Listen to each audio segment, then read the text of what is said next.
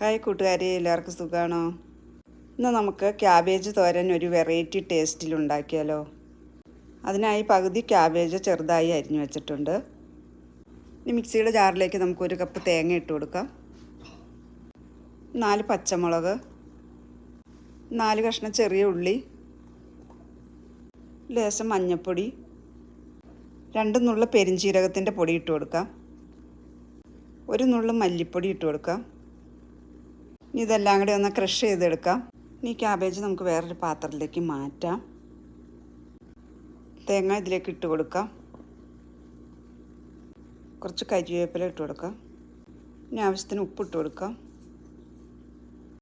എല്ലാം കൂടെ നന്നായിട്ടൊന്ന് മിക്സ് ചെയ്യാം. ഇനി ഇതൊരു 15 മിനിറ്റ് നേരം റെസ്റ്റ് ചെയ്യാൻ വയ്ക്കാം.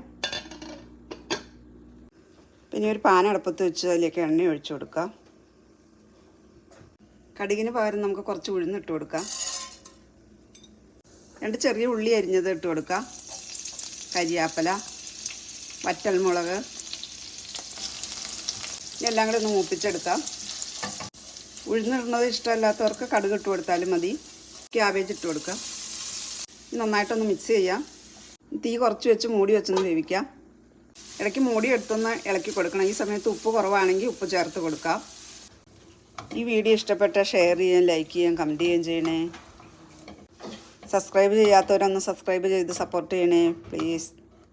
അപ്പം നമ്മുടെ ക്യാബേജ് തോരൻ റെഡിയായി. ഈ തോരനൊരു പ്രത്യേക ടേസ്റ്റാണ്. അപ്പോൾ എല്ലാവരും ഇതുപോലെ ഒരു പ്രാവശ്യമെങ്കിലും ഒന്ന് ഉണ്ടാക്കി നോക്കണേ. അപ്പം അടുത്ത വീഡിയോ കാണാം. Thank you.